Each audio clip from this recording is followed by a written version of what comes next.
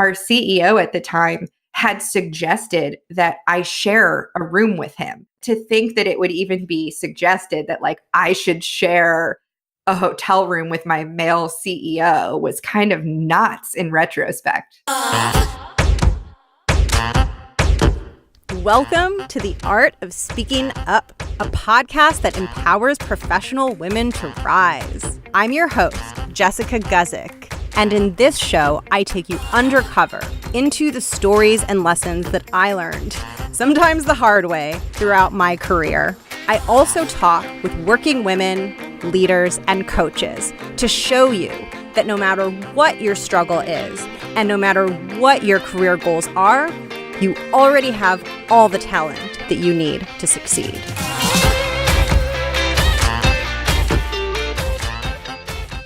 I have vivid memories that I perhaps wish were not so vivid, but they're from earlier in my career when I was pretty young. I just remember sitting in a meeting or sitting around coworkers and having this feeling of discomfort and just inner awkwardness. I don't exactly know the word for it, but I just didn't feel at ease.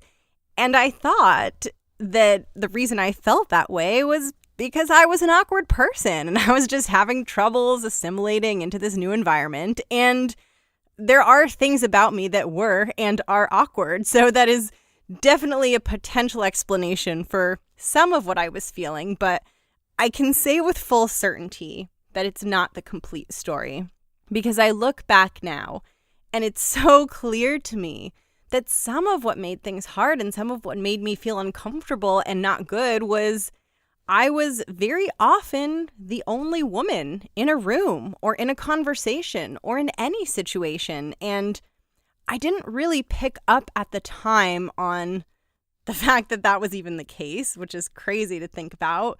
But even more than that, on some of the really subtle dynamics that can create. And I'm so excited for you to hear this conversation with Kaitlin, because she talks about her challenges as a young woman in the ad industry, which is extremely male dominated. And she does such a good job unpacking how some of those gender dynamics specifically made things difficult for her and impacted the way she viewed herself and impacted her self-esteem. And I'm so excited for you to hear about her experiences and some of the challenges, and for her to answer a really important listener question that I think will be relevant to many listeners, which is about how you go about building an interpersonal connection with your manager when you're the only female on the team, your manager is male, and you're feeling kind of like you're not in that inner circle or you don't have that same level of interpersonal connection, which the listener points out something so important. Those intangibles and that interpersonal connection and all the stuff that lives outside of your day-to-day work, that can impact your career a ton. Kaitlin offered incredible advice that I think will be helpful for almost anyone who's listening. So I can't wait for you to hear. This is part 2 of my conversation with Kaitlin Maud, and I'll catch you on the other side. One thing I really want to hear you talk more about is the ad world. I know it can be a challenging environment for women, and I would be so curious to hear what your experience has been. Yeah. And so the role of advertising agencies has really changed even just over the past 10 years that I've been in the industry. But the challenging thing is, as their products and services have evolved, the core of advertising still functions very much like you would see on Mad Men. So there's traditionally feminine roles, there are traditionally masculine roles, and there's a very strict hierarchy that has just not evolved since the Mad Men era of the 60s, since Madison Avenue. And so to put it in perspective, the creative director, so the Don Draper on Mad Men, is the visionary lead on any advertising agency project. So the CD is like the person who gets to sell on the idea. You totally see it on Mad Men. They have the big glory moment. Currently, only 11% of creative directors in the advertising industry are women as of summer 2017. And that has gone up since I came in. When I came into the industry, only 3% of creative directors were women, which is why Kat Gordon started something called the 3% conference to address the gender disparity at in particular, the creative director level, as these are the leaders and creative visionaries for teams. So we've brought it up to 11% through things like 3% conference and through bringing a lot of visibility to this issue. But that is still an incredible disparity that has really created a culture that doesn't work for a lot of women. And so all of these smaller budgets mixed in there means culture starts to suffer. It can start to feel really tense and competitive. It's very, very corporate, but it's all of the trappings of a workplace that is trying to be creative. So you can dress casually.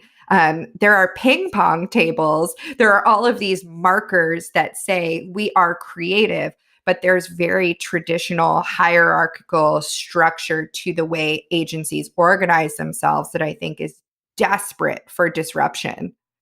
It sounds like a not super easy place to be starting a career in your early 20s.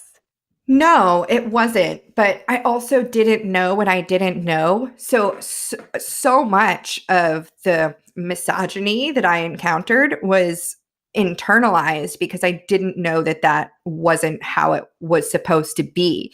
There are so many things that happened earlier on in my career that I look back on now and I'm like, ooh, well, that was kind of weird that I didn't at the time think was weird because I just didn't know any better. So one of the first agencies I worked at, they were going to bring me to South by Southwest. This was in 2010 or 2011, and big interactive festival down in Austin where I live now. And I was so excited to like go on my first work trip. I was feeling like such a boss. I was like, ooh, I get to like fly somewhere for work. Like that is the dream. You know, like I was saying earlier, the barrier was just so low. Of course, now I like travel all the time and it's not as glamorous as you think. But at the time I was like, oh my gosh, I get to like go to this conference. It's going to be so cool.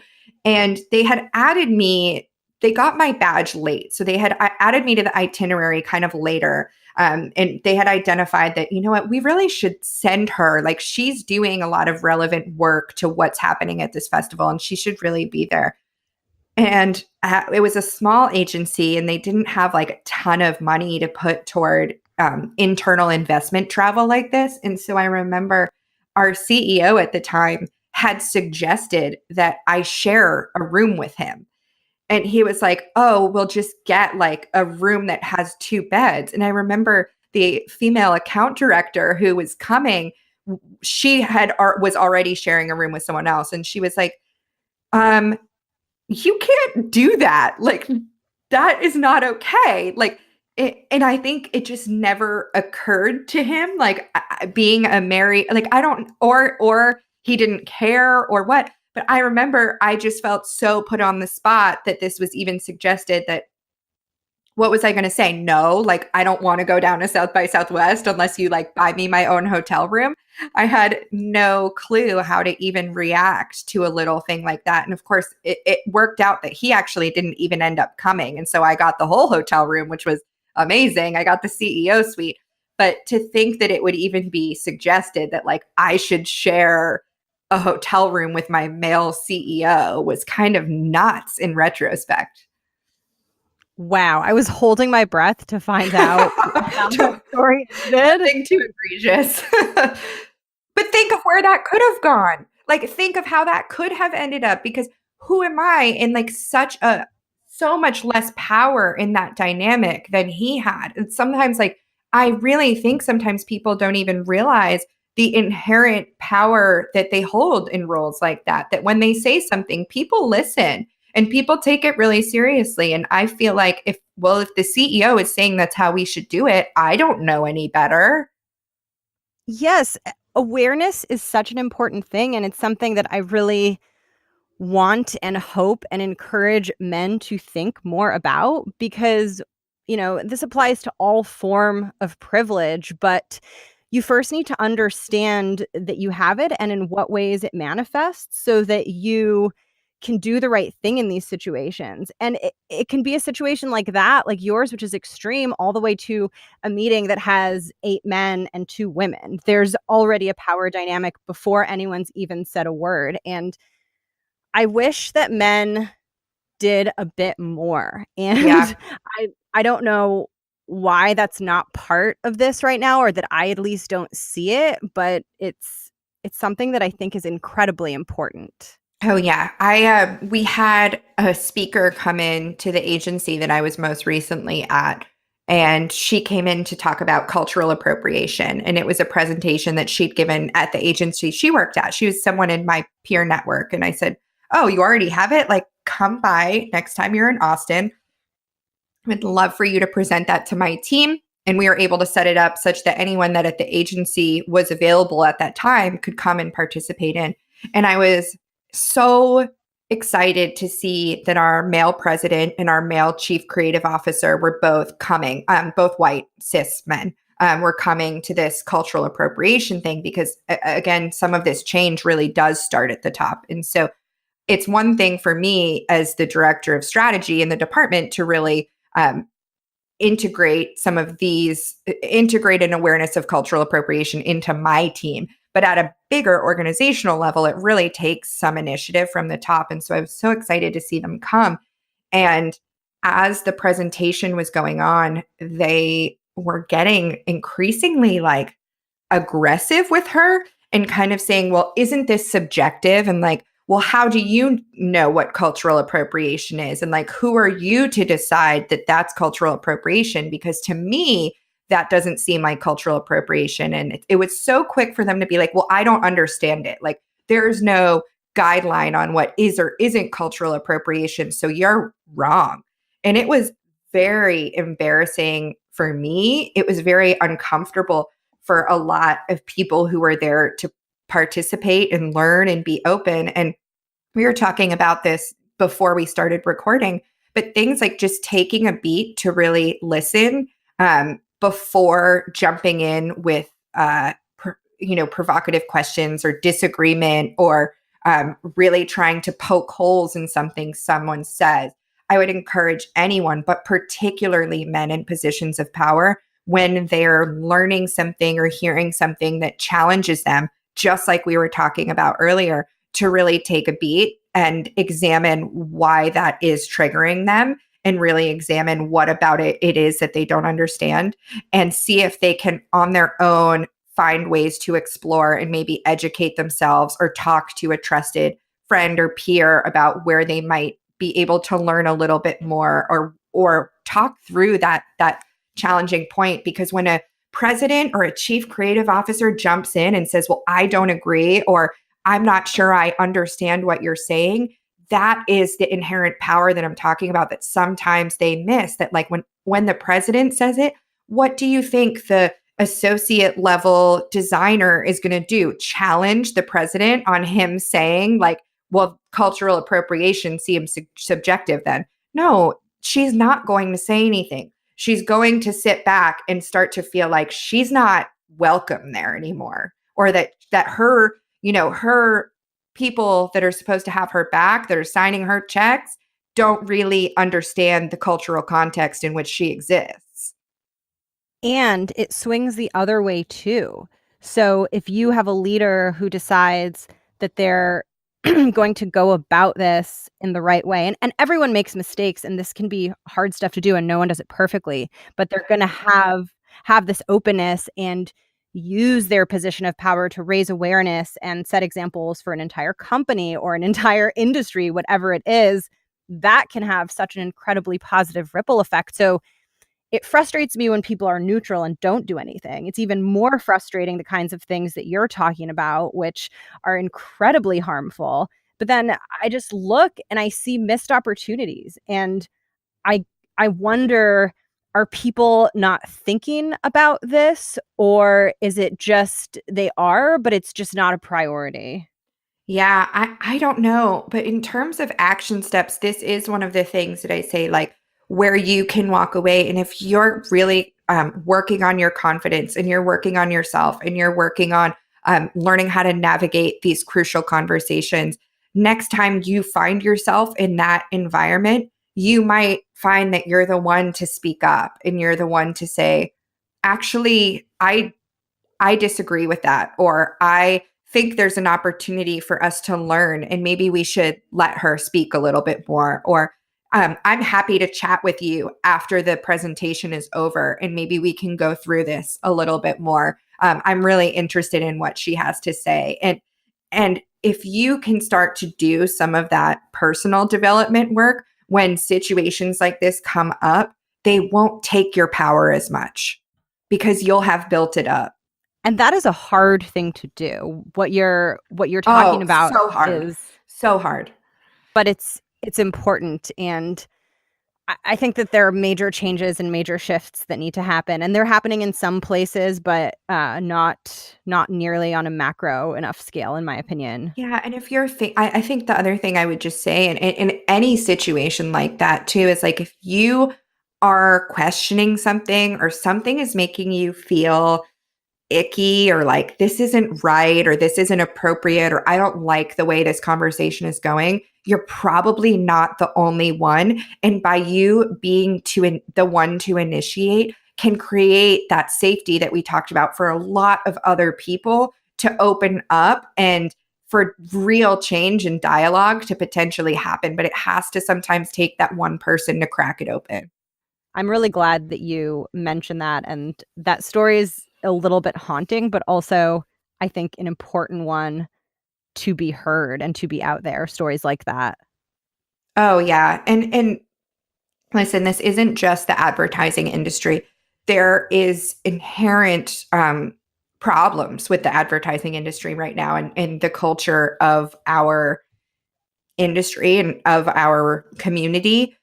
But this is something that could have happened anywhere. It's just a symptom of the changes and the times that we're in right now, but it's not something that um, we need to feel powerless about. It's not something that should be silencing us. It's something that should be helping us grow our power. And it should be something that excites us about what is on the other side of it. I agree. Speaking up on behalf of someone else is not only incredibly powerful, but also necessary. Oh, absolutely. You can be that associate level designer and still acknowledge some of the privilege that you might have as a cis hetero woman or as someone that comes from a certain level of privilege socioeconomically.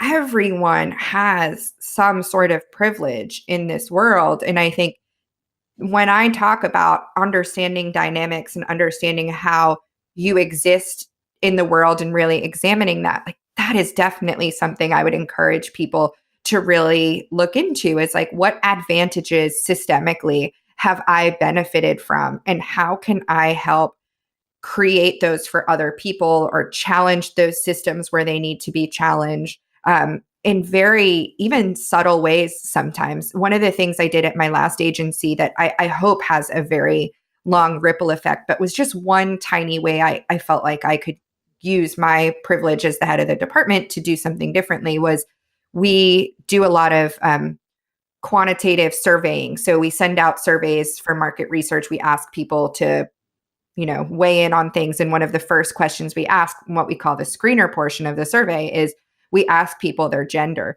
And until I joined the company, it had always been on a binary, so either male, female. And I challenge that because that is, I want people to feel included. If the very first question we're asking them is, are they male or female? And they don't identify as male or female, well, we've already sort of lost them in their participation in feeling like they want to give us their feedback on something or they want their voice to be heard. And it's an adjustment that didn't affect me. I can still cut the data very easily, all these different ways beyond the binary if I have other gender identity options. And so I hope it makes a difference to the one or two or three or 10 or 100 people who take surveys that come out of there now that include more than just male, female, and that one little thing showed people that they can make little changes in their own way that make the world just an easier place to exist for others who the world is not always designed for. And it can be hard to do what you did. There's discomfort there. And I think sometimes there's fear behind it. And it's like, oh, should I just shake things up or should I just take the easy way Mm. out? But with this stuff, it's not about you. It doesn't really matter how you feel or if it's hard. And it also like, it's the right thing to do. I Yeah. think that's how I would sum it up. And I think it's something special to have that power and be in that position. And everyone has their own form of it, but Yes. to sort of recognize where you're at and what the scope of your impact can be an excellent starting place. Yeah, absolutely. I think I'm going to move into the listener question now. Okay. It feels like the right Let's time. do it. And this is on the topic of being in a more male-dominated and hierarchical environment. This is what we're going to be talking about. So I'll read you the question. The listener asks, how do you handle a situation where your manager favors guys when it comes to casual conversation? Talk of sports and other male-oriented conversation is typically what holds his interest. While he gives us all equal attention when it comes to work-related topics, he definitely spends more casual discussion time with the males on his team. Theoretically, this wouldn't be a problem if promotions were solely based on work versus interpersonal relationships. How do I navigate this? Sincerely, aspiring ceiling breaker. It's a really good question. Really, really good question. And it's a hard one because even now, my gut reaction was like, oh, well, can't you just learn more about sports? So insane, right? It's such crap. You shouldn't have to cater your interests to build rapport with your own manager. He should be making an effort to connect with you first and foremost. But I have only ever had male managers. And so I have learned firsthand that that's just not always the way the cookie crumbles, that they're going to go out of their way to try and build a relationship with you. So in my most recent job, I had a manager just like this, and something that really helped me grow and helped me build that relationship with him was learning to manage up. So, managing up is a term you can Google. There's tons of resources out there about this idea of managing up. But in particular, the way that I did that with him is that studies have shown that one-on-one meetings are incredibly effective for team building and success at work. It's so simple and so many people aren't doing it, yet it's consistently one of the things that they say is also a determining factor in success and health at work. So I would recommend setting up a weekly check-in with him. Maybe it's really informal, like just a walkabout around the block or time in the cafeteria if your work has something like a cafeteria or a nearby coffee shop, just to check in. I wouldn't even position it as like, hey, I'm trying to like get to know you better or build rapport with you. But you could do it in a way that shows a lot of professional maturity. So I'm trying to grow. I'd like to get more always on feedback. I'd love to have more of an always on dialogue about how I'm doing. I'd love to keep you up to date on some of the projects that I've been working on, or I'd love to better know what's going on behind the scenes at the office so that I can understand opportunities that might be coming up that I can take advantage of, and use that time in work related conversation to start to build that foundation and build that rapport. Maybe you open up a bit and share something that you did over the weekend and see if he bites, or you ask them something a little bit more casual and informal. But I think that frequency of one-on-one time will start to lay that foundation for having your own relationship with your manager so that you don't feel like you're missing out on that group dynamic or that you're not benefiting from some of those casual conversations because you have your own relationship with him that you're working on. That is such good advice. And one trick is asking people about themselves because everyone loves Yes. talking about themselves. Yes. What did you do this weekend? It's so easy, and you'll learn a lot even just from the answer. Like, oh, I just hung out at home with the kids. Cool, great. Note, has kids. Like, oh, just like did some yard work. note, has a yard, like does yard work. But they're little things that you can just start to tuck away for later, to bring back up, if you're not like a sports person, or you're feeling like you're not really included in some of those conversations. Create your own. And don't worry if it doesn't feel completely natural. I had a lot of managers who were male and a couple decades or 1 to 2 decades older than me, and Mm, it's not always the most natural, but don't worry about that too much. That's not your problem. yeah. That's the situation's problem, Yeah. and all you have to do is just give it your best effort. Yeah, for sure. And that's what it is it, especially at first, it might feel uncomfortable, but it's about that frequency of checking in and all of those things that over time start to like crumble that wall a little bit, that like you start to really get to know them a little bit better and benefit from everything that comes from having a closer relationship with them, that they get to know you too, and they have your back a little bit more. And if they know what your interests are, they'll be more inclined to keep an eye out for those opportunities that might exist that you don't know about yet, or better put you on projects that might align with what you're trying to do and how you're trying to grow. There's huge work benefits to growing those personal relationships too. Aspiring ceiling breaker. I hope that that's helpful. I think there's a lot of good stuff in there. Yeah, me too. It's time now to move to a couple of closing Okay. questions. So, one of them is one that we've already hit on a bit. So, if there's more to add, let me know. But the show is called The Art of Speaking Up. And this is where I give you the floor to share why you think it's important and what it means to you. Yeah. So I've been thinking about this a lot, even just outside of this podcast. And as we touched on this earlier, but I think I really want to drive this home, that until we have a world in which people, particularly people who have, and we've used the word power a lot, but I also want to maybe use the word influence, people that have influence in an organization, until we're consistently looking out for and advocating for one another, it's so important that you learn to speak up for yourself first. Um, there's some data that was published this year. Of course, you can tell I'm a researcher because I'm like citing all of this data I in our love it. conversation. But I'm a nerd. I like read up on this stuff for fun. I find this all so fascinating. But Harvard Business Review published a study this year that showed that this youngest cohort of women coming into the workplace right now are not only speaking up on in salary negotiation and raise negotiation at an equal rate to their male counterparts, but they are receiving just as much when they ask as their male counterparts. And so what we need to do is begin to apply that enthusiasm and that skill to all of the areas at work in which we're at a systemic disadvantage. So speaking up when the office is cold is an actual problem. Offices are cold because they were designed for men in suits. Women, speak up if you are cold and ask them to warm up the office.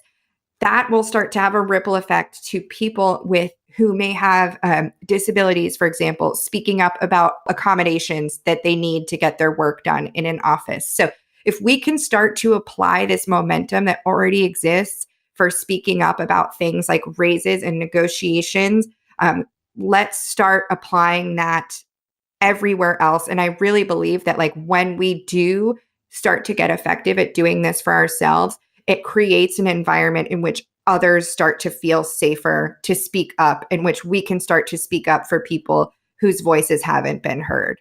That's, in my opinion, how you change culture. And I Agreed. think culture is such a central piece to all of this. Yeah. So it's time for the very last question. So I started this show to essentially touch women and help women with whatever is hard for them. Some of the things that I've went through just to make them feel better Mm. and kind of have a place of solace. So I like to give this last opportunity to the guest to share whatever it is they want to share with any women who are listening. Yeah. And this, it really does bring it full circle because I think we touched on this like at the very, very beginning. There's this quote from Desmond Tutu, who's an anti-apartheid human rights activist.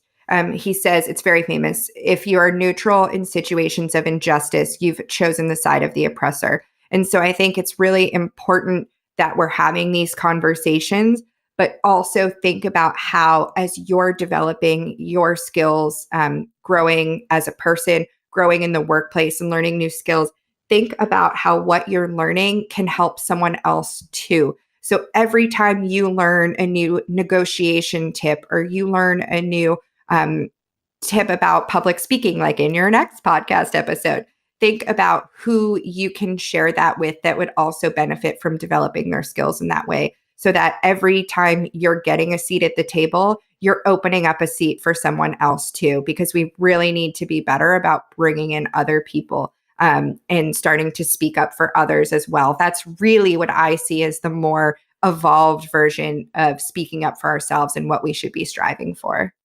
I really like that. Listen, we're primed for this. Like, women are so empathetic. We're such like emotional beings. And I think we've been trained to suppress that in the workplace. And now I'm kind of feeling the opposite, that our empathy and our emotion is what's going to give us a competitive advantage long term. Our ability to multitask in all of the ways in which we've been naturally doing it since we were born is going to give us that advantage, that we can be looking out for our other women, our other people who need us looking out for them, in addition to advocating for ourselves. It's not one or the other. It's yes, and it's I can ask for more for myself, and I can make sure that when I'm a manager, I'm advocating for people on my team who may not be asking for themselves.